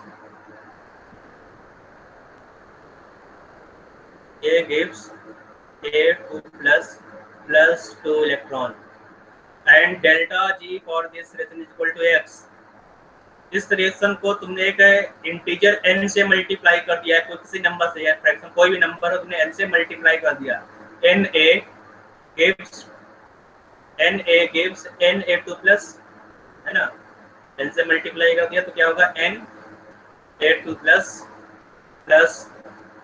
2n इलेक्ट्रॉन, ठीक है। तुमने n से मल्टीप्लाई कर दिया पूरे इक्वेशन को, तो डेल्टा जी भी क्या होगा? एक्सटेंसिव प्रॉपर्टी है ना, मास डिपेंडेंट है। तो delta G is equal to क्या हो जाएगा? n टाइम्स x, ठीक है। मास डिपेंडेंट है, एक्सटेंसिव प्रॉपर्टी, एक्सटेंसिव प्रॉपर्टी, ठीक है। तो अगर किसी रिएक्शन को मल्टीप्लाई कर दोगे तो डेल्टा जी भी उसी नंबर से मल्टीप्लाई हो जाएगा, ठीक है। थर्ड प्रॉपर्टी, अगर दो रिएक्शन को ऐड करते हो, जैसे यहाँ पर दिया गया है A gives A2 plus 2 electron, ठीक है, फिर दिया गया B gives B2 plus 2 electron, यहाँ पर डेल्टा G दिया गया है x1, इस सेकंड रिएक्शन किया डेल्टा G दिया गया है x2, दोनों को ऐड कर दो, ठीक है, दोनों को ऐड करने पे क्या मिलेगा, A plus B gives A2 plus B2 plus 4 electron, है ना। तो डेल्टा G भी क्या होगा, delta G equal to x1 plus x2, मतलब जो रिएक्शन के साथ करोगे वही डेल्टा G के साथ होगा, है ना। इसका मतलब जो डेल्टा G थर्ड प्रॉपर्टी है, ये क्या इंडिकेट करता है, इसका मतलब है कि डेल्टा G एडिटिव है, डेल्टा G इज एडिटिव, ठीक है, एडिटिव मतलब ऐड कर सकते हो, ठीक है। जो एक्सटेंसिव प्रॉपर्टी है वो एडिटिव प्रॉपर्टी होता है, अगर रिएक्शन को ऐड करोगे तो डेल्टा G भी ऐड हो जाएगा, एडिटिव इसको बोलते हैं, ठीक बेटा, एडिटिव प्रॉपर्टी शो करता है डेल्टा G। तो तीनों प्रॉपर्टी नोट करो डेल्टा G का, आया था यहाँ पर property of delta, property of E पर, ठीक है, प्रॉपर्टी ऑफ इलेक्ट्रोड पोटेंशियल पर, इसको नोट कर लो, आगे बढ़ रहा हूँ। हो गया सर। ओके,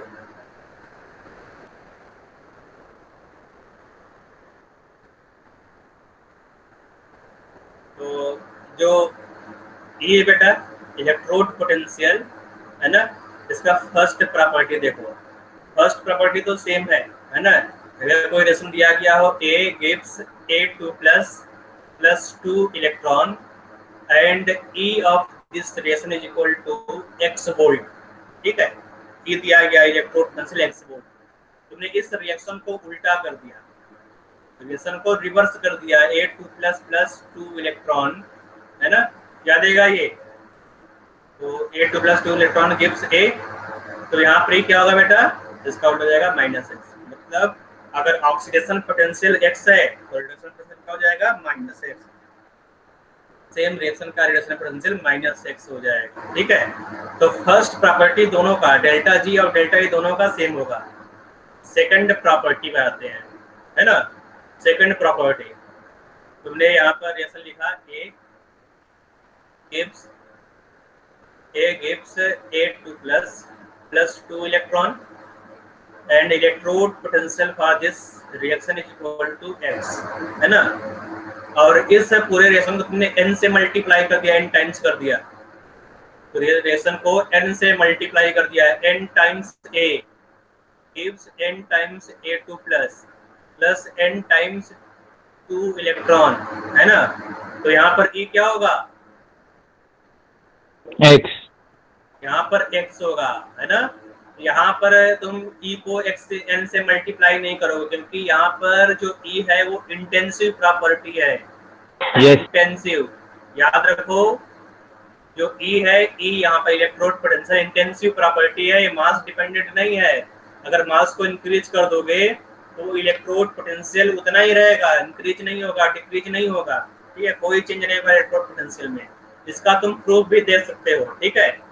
तो इसका डेरिवेशन देखोगे, जब इसका डेरिवेशन देखते हैं बेटा, इतना नोट कर लो।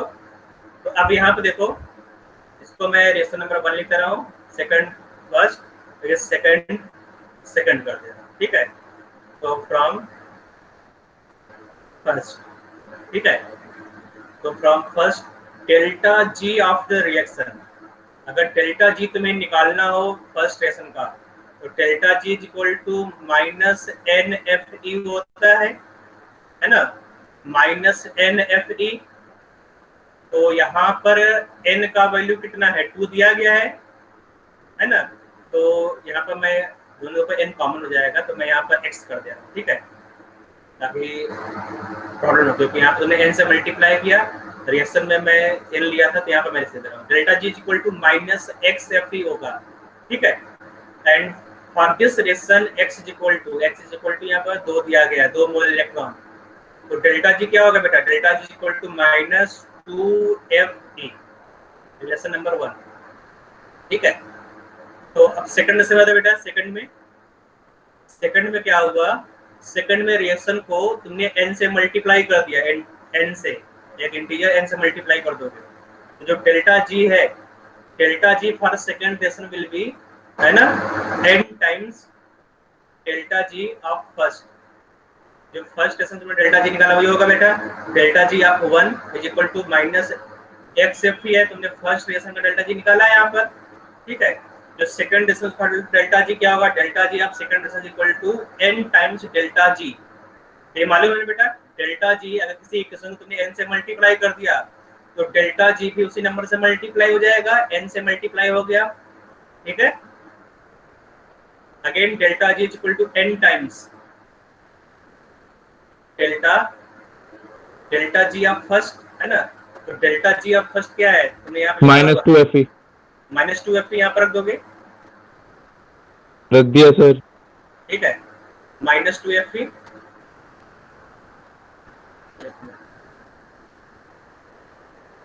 तो मैं यहाँ पे दे रहा हूँ -2 FE, ठीक है। तो that is equal to the, क्या होगा यहाँ पर, जो सेकंड रिएक्शन है उसका डेल्टा जी तुम्हें लिखना है, तो सेकंड रिएक्शन में जो डेल्टा जी है, जो ई है आप लिखोगे, है ना, तो ये तुमने लिख दिया, मैं थोड़ा सा तो सिंपलीफाई कर दे रहा हूँ यहाँ पर। सेकंड रिएक्शन का आएगा -2 NFE, ठीक है, तो यहाँ मैं लिख रहा हूँ -2 NFE होगा, ठीक है। तो ये तुमने लेसन नंबर 2 लिख दिया।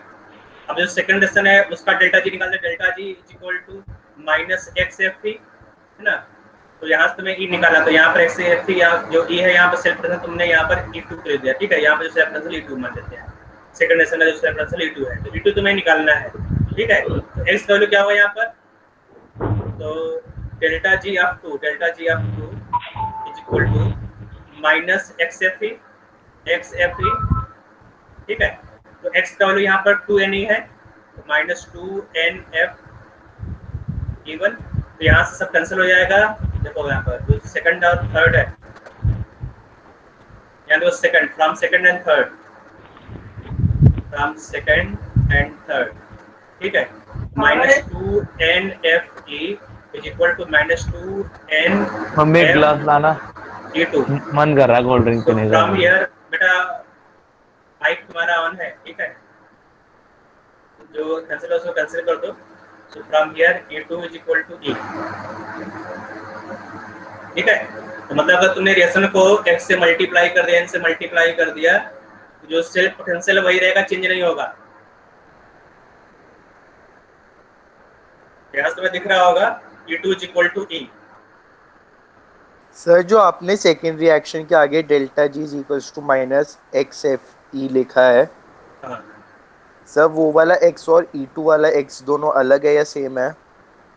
यहाँ पर अलग होगा ना बेटा, यहाँ पर नंबर ऑफ इलेक्ट्रॉन, यहाँ पर कितना इलेक्ट्रॉन यहाँ पर एक्सचेंज हो रहा है, सेकंड रिएक्शन देखो, फर्स्ट में केवल 2 मोल इलेक्ट्रॉन है, और यहाँ पर जो इलेक्ट्रॉन है वहाँ पे कितना बेटा 2n इलेक्ट्रॉन है, ठीक है।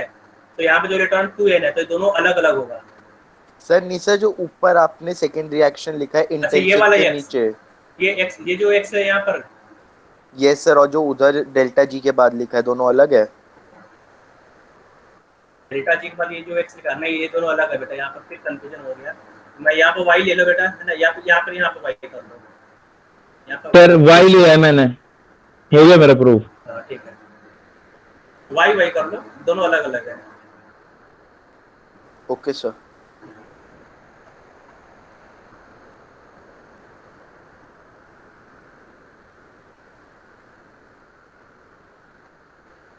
आगे चलते हैं बेटा थर्ड प्रॉपर्टी पर। जो थर्ड प्रॉपर्टी इसको देख लेते हैं। थर्ड प्रॉपर्टी क्या है बेटा? थर्ड प्रॉपर्टी है अगर रिएक्शन को ऐड करते हो, ठीक है, यहाँ पे जो थर्ड प्रॉपर्टी है, A gives A plus plus 2 electron, ठीक है। तो यहाँ पर जो सेल्फ पोटेंशियल है E is equal to x1 मान लेते हैं, और इस सेकंड में लिखा है यहाँ पर B gives, यहाँ पर 2 प्लस कर दो,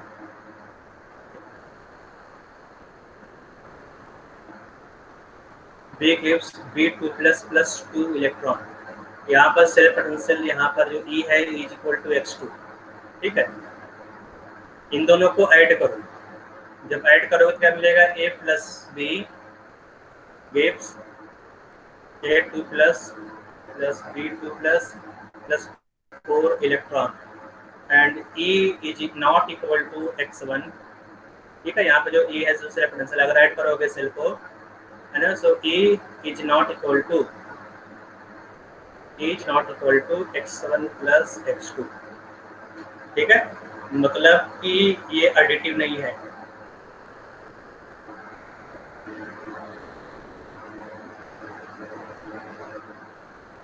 जो इलेक्ट्रोड पोटेंशियल है वो एडिटिव नहीं होता है। ठीक बेटा, इलेक्ट्रोड पोटेंशियल एडिटिव नहीं है, इसको नोट कर।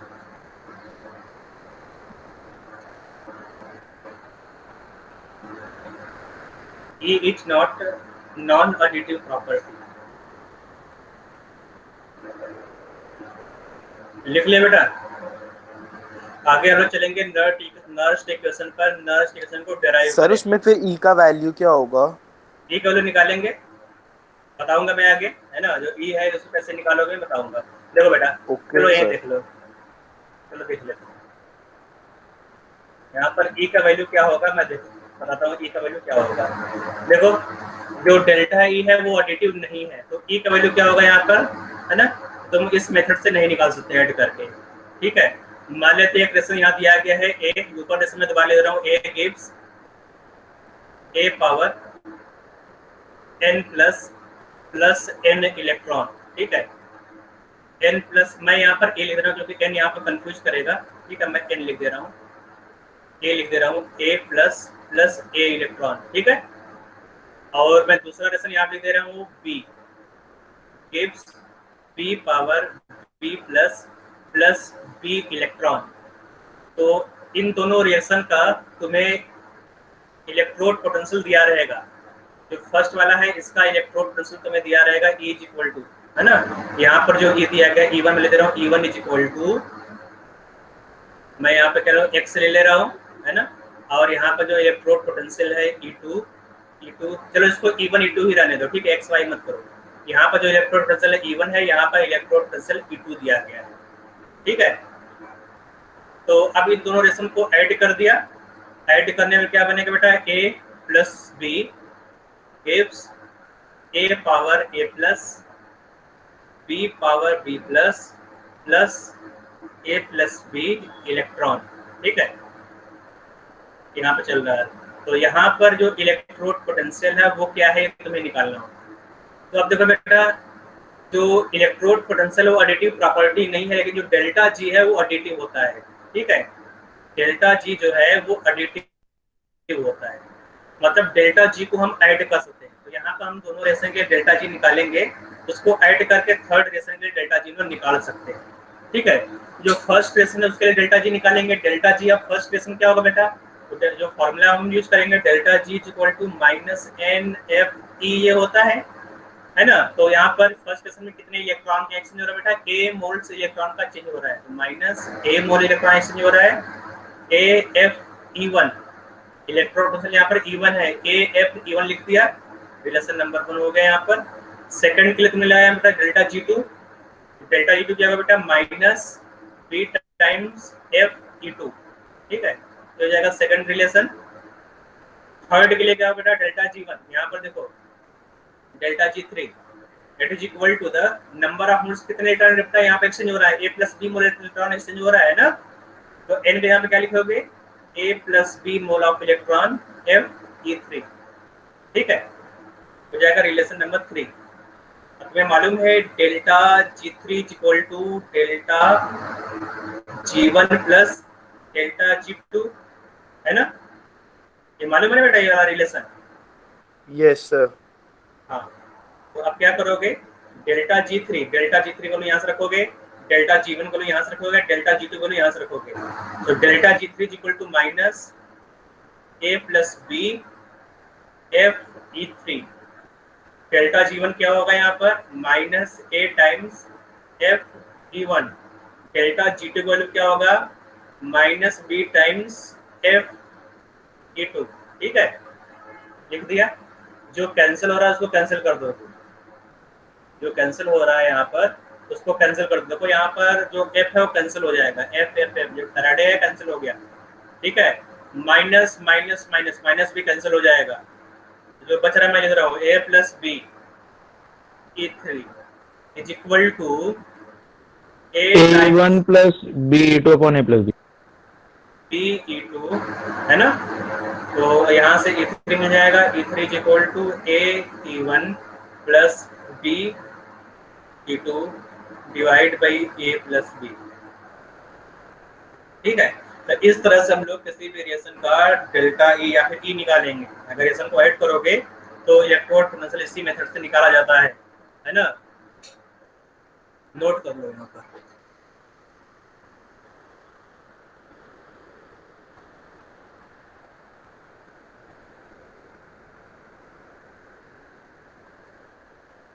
सर हाँ बोलो। सर अगर हमने फर्स्ट रिएक्शन की जगह पर ए वाली ली होती और सेकंड रिएक्शन की जगह इसका उल्टा लिया होता कोई दिक्कत नहीं है, बस ही करना पड़ेगा तुम्हें हमेशा। तो सर बी की जगह माइनस आता या फिर ए ही आता? जितना इलेक्ट्रॉन है बेटा वो नहीं, वहाँ पर माइनस नहीं होगा, नंबर ऑफ इलेक्ट्रॉन एक्सचेंज होता है ना यहाँ पर, तो बी ही रहेगा, ठीक है। हमारा तुमने सिचुएशन उल्टा कर दिया, जो बी इलेक्ट्रॉन इस साइड आ गया, ठीक है। फॉर्मूला सेम रहेगा, फॉर्मूला सेम रहेगा, यहाँ प्रॉब्लम कोई चेंजेस नहीं आएगा, ठीक है। तो यहाँ पर जो बी है number of moles of electron, number of moles कितना नंबर है यहाँ पर, नंबर कभी नेगेटिव पॉजिटिव नहीं होता, ठीक है, नंबर नंबर होता है। तो कितना नंबर ऑफ इलेक्ट्रॉन एक्सचेंज होगा तुम्हें लिखना होगा, ए और बी। Okay sir.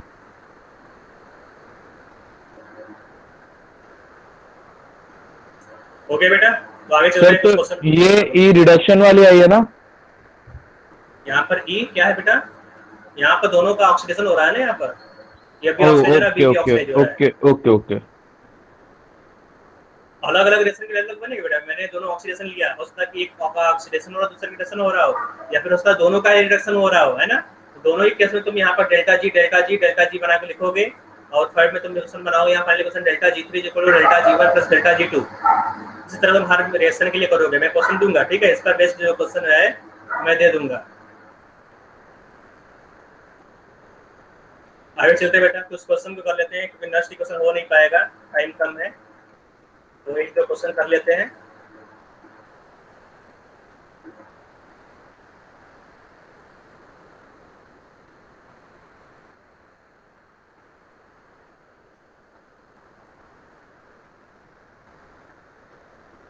तो यहाँ पर दिया गया first question, during electrolysis electrochemical process Gibbs free energy decrease. ये तो बहुत आसान क्वेश्चन कहाँ से आ गया है ना, गिब्स फ्री एनर्जी डिक्रीज होगा।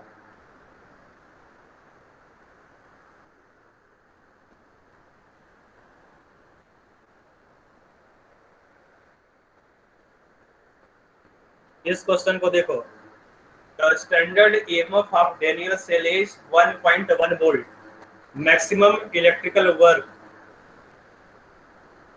मैक्सिमम इलेक्ट्रिकल वर्क पूछ रहा है कितना होगा, maximum electrical work obtained from this cell is. तो डेनियल सेल क्या होता है बेटा, डेनियल सेल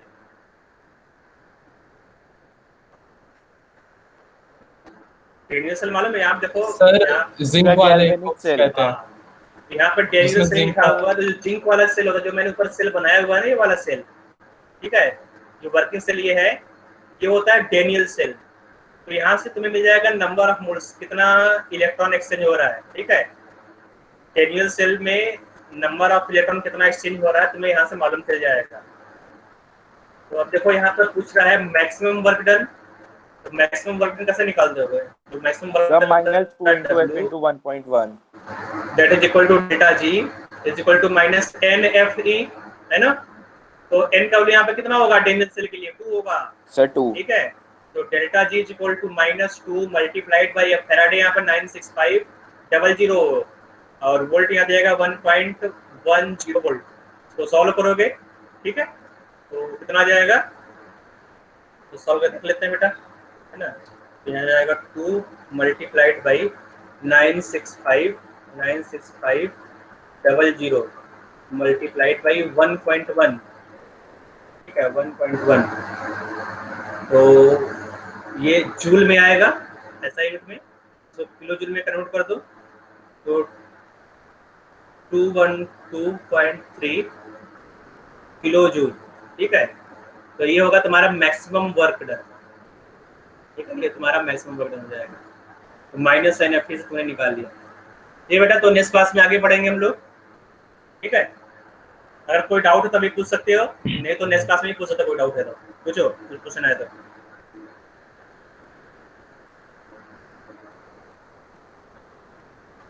ओके बेटा, बाय। सर उसका आंसर दिखाना एक बार।